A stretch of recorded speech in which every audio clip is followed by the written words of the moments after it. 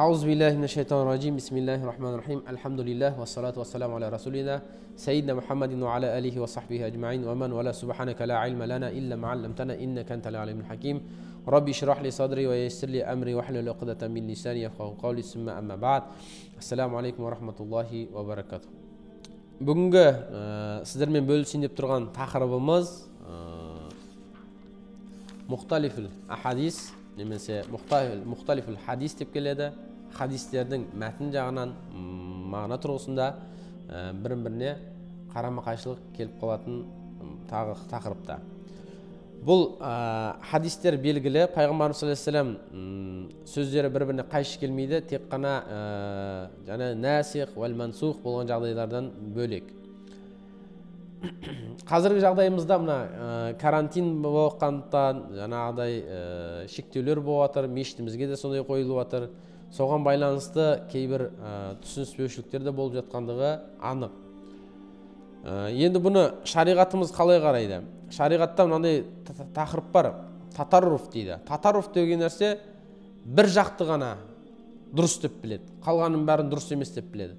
Татарруф, ғулу, мысалға жаңағыдай муташаддид, мутаассиб барлығы бір мағынада тұрған нәрселер. Қағидаға келіп тоқталатын болсақ, қағидада айтады: "Мен зада аля хаддихи инқалаба аля зиддихи" дейді. Қандай да нәрсе істеуде шектен шығатын болса, оның зиянына айналады дейді. Кез келген нәрседе бір нәрсені істеймін деп шегінен асырып жіберсе, онда ол зияны. Мысалы, тамақ ішуіңде болсын, жұмыс жасауыңда болсын, соны істеймін деп нағып алатын болсаң, оны асырып жібересің. Ғалымдарымыз айтқан, фатуа берген кезінде фатуаның жеңілін берген деген. Халыққа көтерілетін жеңілін фатуаның берген. Таңдауы сол болсын деді. Ал енді бір адам келіп, мен фатуаның екі фатуа бар, біреу ауыр, біреу жеңіл. Ол тұртта мен ауырын ұстанам өзіме деп, ол ауырын ұстанып алса, әрине, альхамдулилля, ол жақсы. Бірақ ол ауырын ұстандым деп басқаларға сол ауырын уәжіп етуге ол ақысы жоқ дейді. Алла Тағала Құран Кәрімде айтады: "Я әхлел китаб", ей кітап иелері, ла тағлу фи диникум, ей кітап иелері, діндеріңде шектен шықпаңдар деді. Діндеріңде артық кетіп қалмаңдар.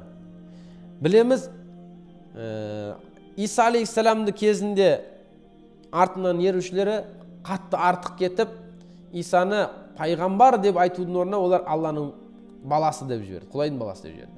Ибн Касир осы аятқа тәпсір жазған кезінде айтады: кітап иелері ғулу, яғни кімді болмасын, қандай адамды болмасын, мақтау, мадақтауда көкке шығарып, шектен шығарып айтуды айтып жатыр. Бұл нәрсе шариғатымызда дұрыс емес, қайтарылған аятта осы нәрсені меңзеп жатыр дейді. Яғни біреу адамды шектен тыс, бойында жоқ болған дүниемен шектен тыс мақтап жіберу, немесе бір жерді ғана ұстап алып, осы ғана дұрыс, басқасыныңкі бұрыс деп тоқтап қалу, бұл шариғат тікелей қайтарған хадистер екен. Енді біз хадисімізге тоқталатын болсақ, мұхталифул хадистің арасында бүгінгі тақырыбымызда ауру жұғады ма, жұқпайды ма деген хадиске келеміз. Яғни ла адуи ва ла тойра хадисінен тоқталатын болсақ, осы ислам дәуірі келерден алдын жахилеттік заманында мынандай нәрсе болды.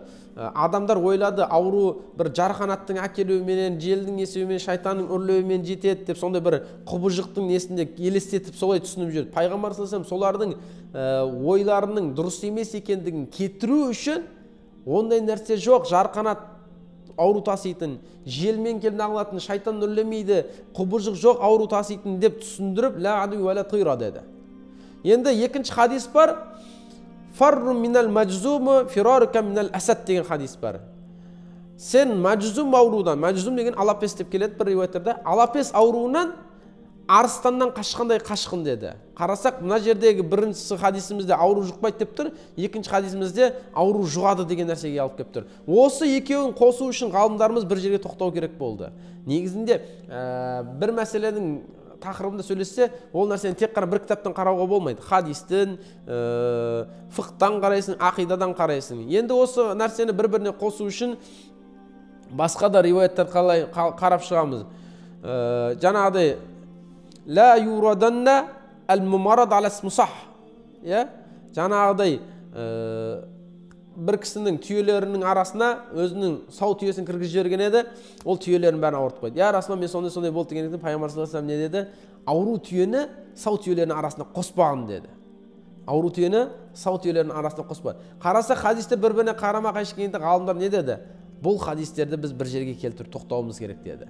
Өйткені осы екі хадистің түсіндірмесінде келтіреді. Ла аду ва ла тира фарр минал маджзуми фирарука минал асад хадистерін бәрін түсіндірген кезінде иншаалла мен тоқтады. Яғни Алла қаласа ауру жұғады, Алла қаласа ауру жұқпайды деген нені қосып айтуымыз керек деді. Яғни барлық нәрсе бұл дүниеде Алланың қалауымен болады. Ибрахим алейхиссаламды отқа салған кезінде де Алланың қалауымен от оны күйдіре алмады. Бұл дүниеде суықтың да адамға өтіп кетеді. Егер киінбесең, Алла қаласа сен киінбей-ақ жүгіріп жүрсең, сені суық өте алмайды. Сол нәрсені түсіндіріп жатыр. Енді көптеген адамдар болады, қатты ұстанып алады бір нәрсені ғана. Болды, соны ғана дұрыс, қалғаны бұрыс деп біледі. Омар радиаллаху анхудың оқиғасы Шам өлкесінен Омар радиаллаху анху шығып кетеді. Өйткені Шам өлкесінде сол кезде оба ауруы тараған еді. Сол кезде қасында тұрғандар айтады: сен, Омар, өзіңнің тағдырыңнан қашып баратсың ба деді. Яғни Шамнан шығып Омар аурудан тарап отқан кезінде, кетіп отқан кезінде, Омар, сен өзіңнің тағдырыңнан қашып баратсың ба деді. Омар радиаллаху анху не деді? Мен тағдырымнан тағдырыма қашып баратырмын деді.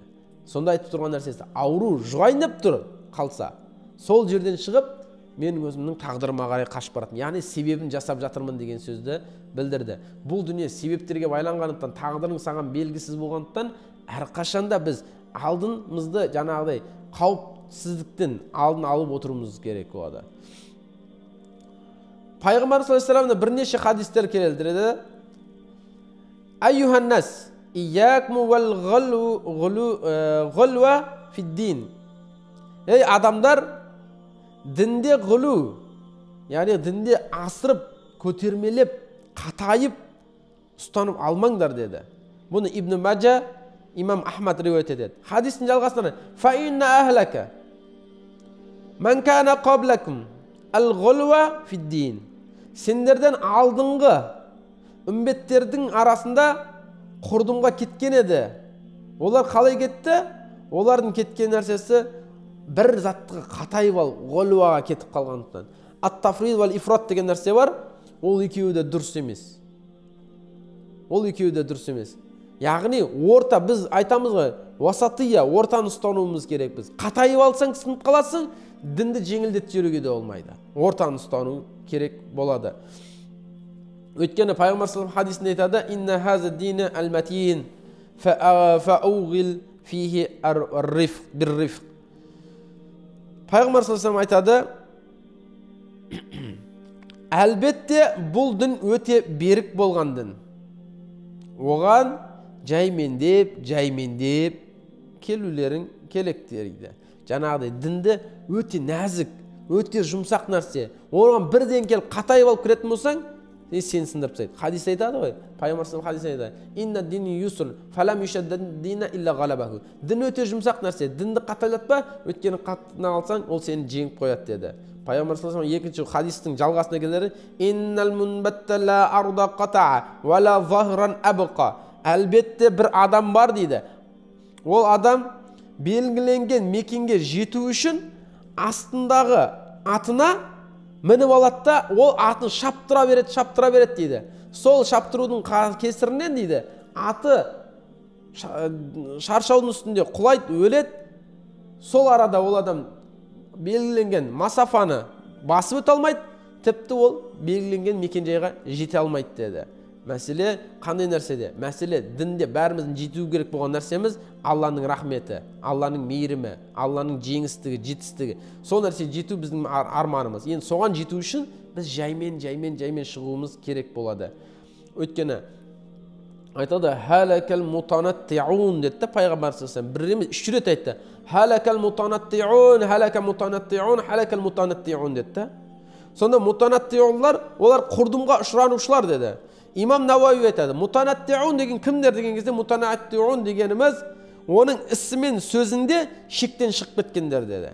ісі мен сөзінде қаттыға кетіп қалғандар деді. Мына қазіргі жүріп, біз жоқ, арақашық сақта десең, ол мемлекеттің барлығы анандай, сендер соның несісіңдер деп жаңа қарсы шығып жатқандар болады арамызда. Және де, сақтық шарасын қарастыр, маскаңды тақ деп нағып атсаң, ой, ауру жұқпайды деп жаңағыдай бір нәрсеге қатайып алғандар болады. Әрине, бұл нәрсе өте дұрыс емес ұғым. Өйткені неге? Шариғат, дініміз барлық нәрсенің жауабын Алла Тағала көрсетіп қойды. Пайғамбар саллаллаху алейхи вассалам жеткізіп қойды бізге. Келіп қалды уже барлық нәрсе дайын. Тек қана амал етуіміз керек.